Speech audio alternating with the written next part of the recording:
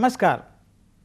The topic of discussion in this module is on common mineral groups. It is related to the mineral kingdom. Lithosphere is the solid layer of the planet Earth.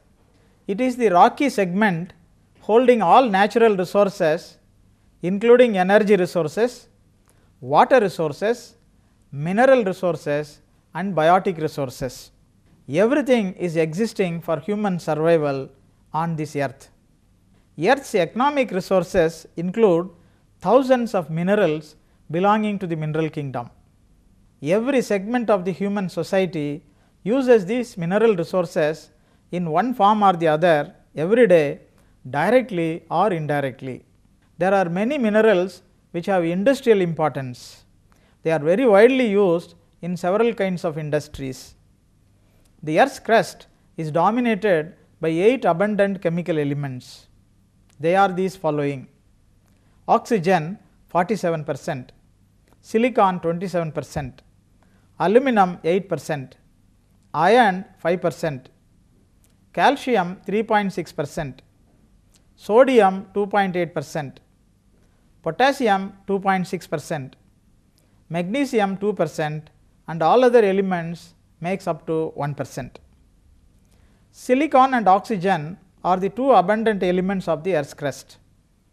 In addition to these two, the other elements which are present on the Earth's crust are all titanium, hydrogen, phosphorus, barium and strontium.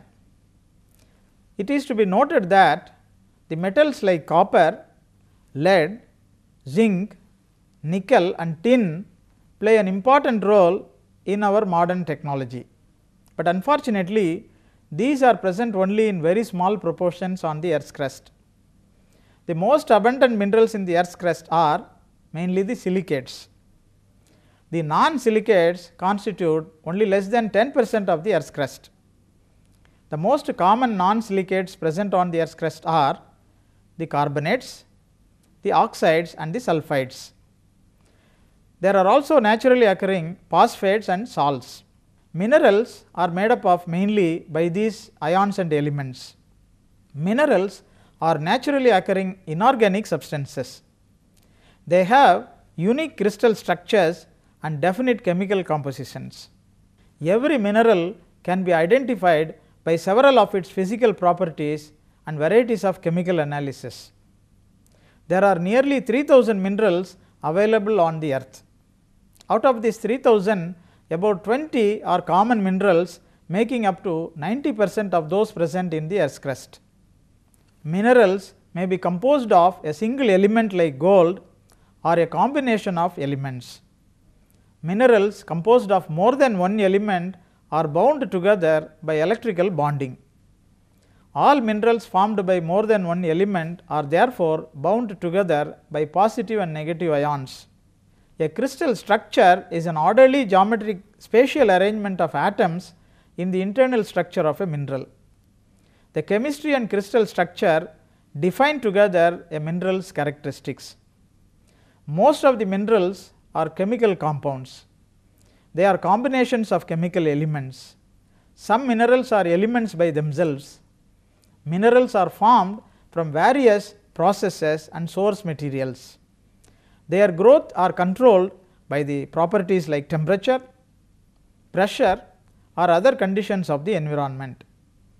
It is necessary in geography to know more about these minerals, their chemical formula, physical and chemical properties, the way in which they are used in different industries, their effect on human bodies, the specifications and their availability. Hence, in this episode, the following aspects of mineral groups are highlighted: mineral groups and native elements, carbonates, nitrates and borates, halides and oxides, phosphates, sulfides and sulfates, and finally the wide variety of silicates.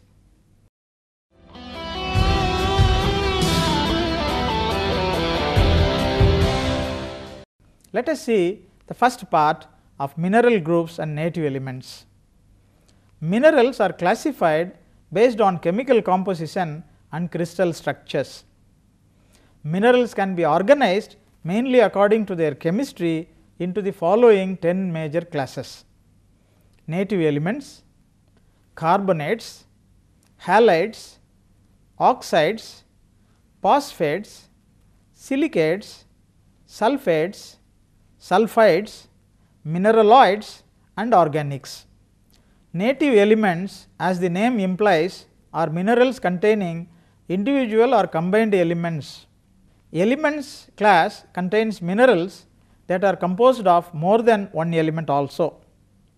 Elements by chemical definition are composed of all the same atoms, whereas substances composed of two or more elements are called as compounds. The metals, their alloys and the non-metals belong to this group.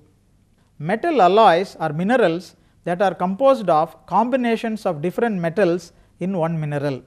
There are 4 subclasses in this group: native metals, metallic alloys, non-metals and semi-metals.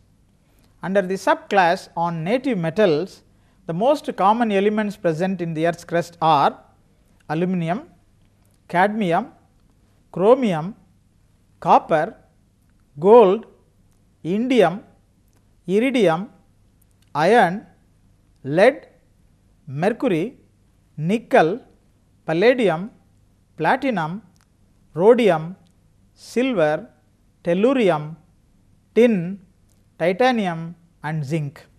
Let us see the metallic alloys. These are combinations of metals. Many metals join together to form the metallic alloys or the minerals. Iron and nickel form kamacite. Tennite beta is also another mineral. Tetratennite is another mineral. Copper and zinc form the brass. Tanbaite is a mineral containing copper and zinc. Cupellite is a mineral containing copper and zinc and aluminum. Belendorfite is a mineral containing copper and mercury. Auricuprite is a mineral containing copper and gold. Tetraauricuprite is a mineral containing gold and copper. Hunchunite is a mineral containing gold, silver and lead. Chengdeite is a mineral containing iridium and iron. Eugenite is a mineral containing silver and mercury. Let us see the subclass native non-metals and semi-metals.